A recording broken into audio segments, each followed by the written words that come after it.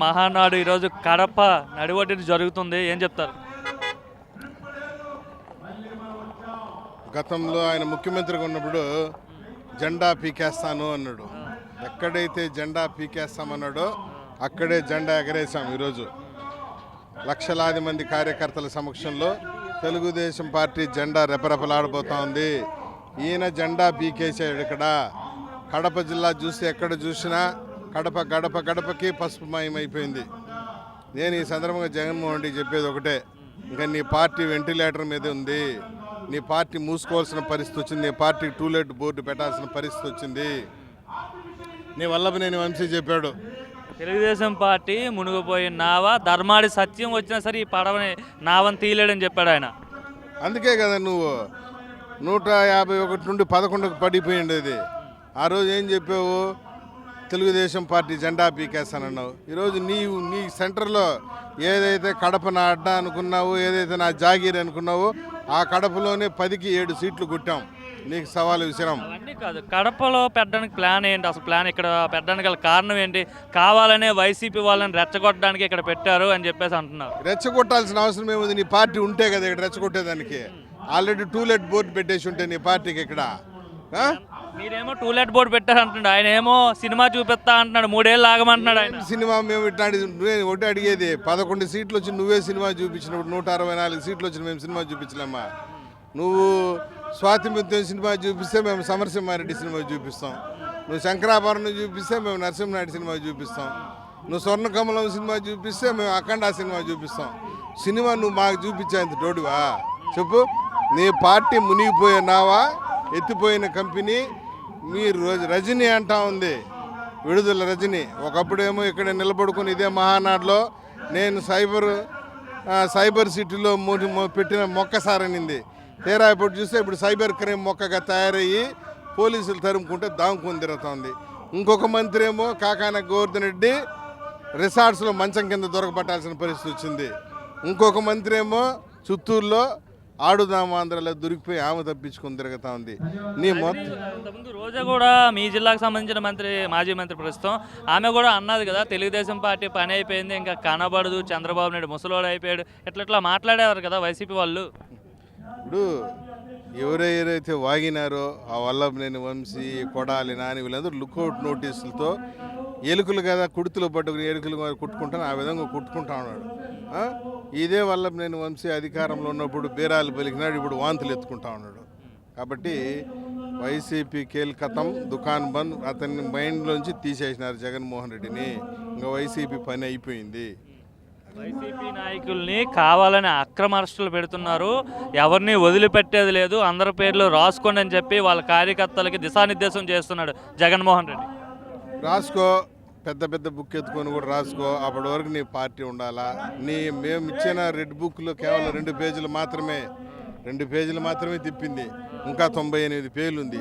98 పేజీలు తిప్పేటప్పటికి ఇప్పుడు వల్లభనేని వంశీ వాంతులు అవుతుంది చూడండి. ఆ విధంగా అందరూ వాంతులు చేసుకోవాల్సిన పరిస్థితి వస్తుంది.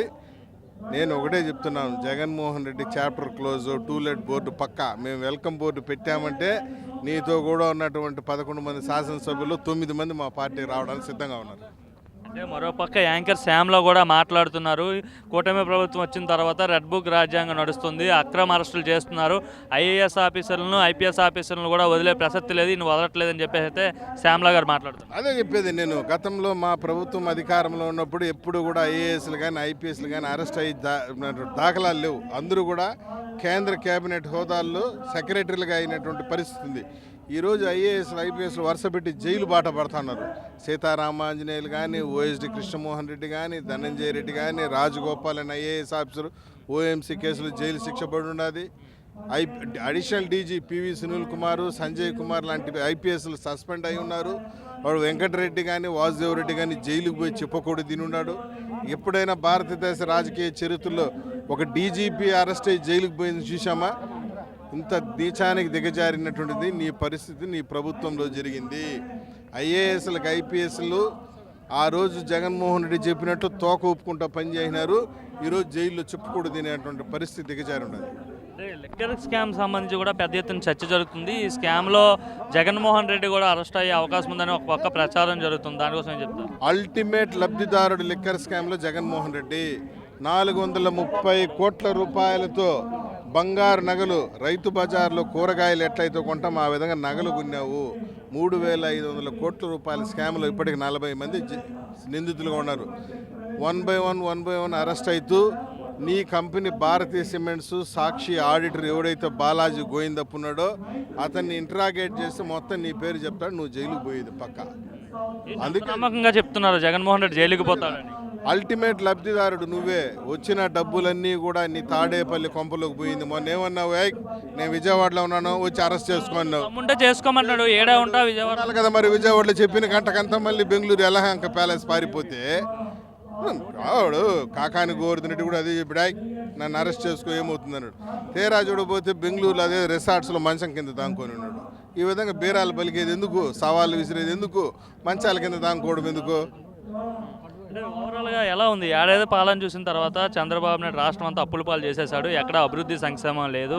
ప్రజలంతా విరక్త పొంది ఉన్నారు. చంద్రబాబు నాయుడు పైన చాలా ఆగ్రహంతో ఉన్నారు. ఎప్పటికప్పుడు ఎన్నికలు జరిగినా నేనే అధికారంలోకి వచ్చేస్తా అని చెప్పేస్తే జగన్మోహన్ రెడ్డి చాలా కరాఖండిగా చెప్తున్నాడు. కోరుకున్నప్పుడల్లా నెలకు ఒకసారి, సంవత్సరానికి ఒకసారి ఎన్నికలు జరగవు జగన్మోహన్ రెడ్డి. గుర్తుపెట్టుకో, నీకు అంతగా ప్రజా తీర్పు చూడాలనుకుంటే నీ 11 మంది శాసనసభ్యులు ఉన్నారు కదా, రాజీనామా చేసి ప్రజల్లోకి రా, ఒకసారి ఎలక్షన్లోకి పోదాము.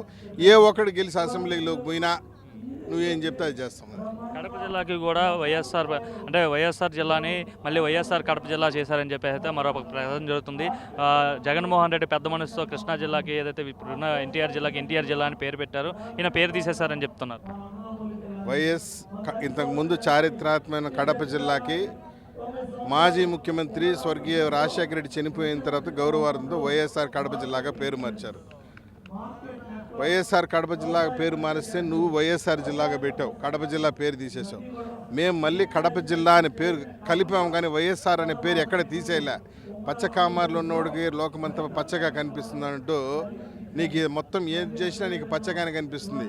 మేము ఆ విధంగా నీ మాదిరిగా ఎన్టీఆర్ హెల్త్ యూనివర్సిటీలో పేరు మార్చేసి వైఎస్ఆర్ యూనివర్సిటీ అని పెట్టినట్టు కడప జిల్లా పేరును వైఎస్ఆర్ కడప జిల్లా పేరు మార్చలేదు. కడప అని పేరు జస్ట్ యాడ్ చేసాం. ఆ విషయాన్ని గుర్తుపెట్టుకొని కూడా ఈ సందర్భంగా జగన్మోహన్ రెడ్డి చెప్తున్నాం. మరి ఏడాది పాలన పూర్తయిన జూన్ 4న చంద్రబాబు నాయుడు ఫెయిల్యూర్కి సంబంధించి వెన్నుపోటు దినోత్సవం జరుపుతాము రాష్ట్ర వ్యాప్తంగా ప్రతి జిల్లా కేంద్రంలో అనేసి వైసీపీ వాళ్ళు అంటున్నారు. ఎవరు పొడిచినారు వెన్నుపోటు? ప్రజలు ఆయనకి వెన్నుపోటు పొడిచినారు. ప్రజలకు చంద్రబాబు పొడిచాడంట. ఏం పొడిచాడు? ప్రజలు నీకు ఎదురుపోటు పొడిచారు జగన్మోహన్ రెడ్డికి. జూన్ 4వ తేదీ అఖండమైన తీర్పు ఇచ్చారు, 164 సీట్లు ఇచ్చారు. నువ్వు యుద్ధం ఎవరిపైన చేస్తున్నావు? ప్రజల పైన చేస్తున్నావా? ప్రజలు నీకు వెన్నుపోటు పొడిచినా ప్రజలపైన యుద్ధం చేస్తున్నావా? విజయసాయి రెడ్డి వర్సెస్ జగన్మోహన్ రెడ్డి ప్రశ్న జరుగుతుంది. లిక్కర్ డబ్బుల్లో పంపకాల కాడ కొట్లాడుకున్నారు ఇద్దరు, ఒకరు తన్నుకున్నారు. నేను లండన్ నుండి వచ్చే లోపల లిక్కర్ డబ్బులని తేల్చమని చెప్పాడు. విజయసాయి రెడ్డి రాజీనామా చేసి వెళ్ళిపోయినాడు. లిక్కర్ డబ్బులు పంపకాల్లో తేడా వల్లనే విజయసాయి రెడ్డి పార్టీ వదిలి వెళ్ళిపోయాడు. చంద్రబాబు ప్రలోభాలకు లొంగిపోయాడు విజయసాయి రెడ్డి అనేసి అయితే జగన్మోహన్ రెడ్డి అంటున్నాడు. విజయసాయి రెడ్డి స్క్రాప్ అబ్బా, నెత్తిపైన రూపాయి పెడితే పావులా కమ్ముడు పోడు. ఆయన మేమెందుకు కొనుక్కుంటాము? నువ్వే స్క్రాప్. మళ్ళీ విజయసాయి రెడ్డితో మాకేం పని ఉంది చెప్పు?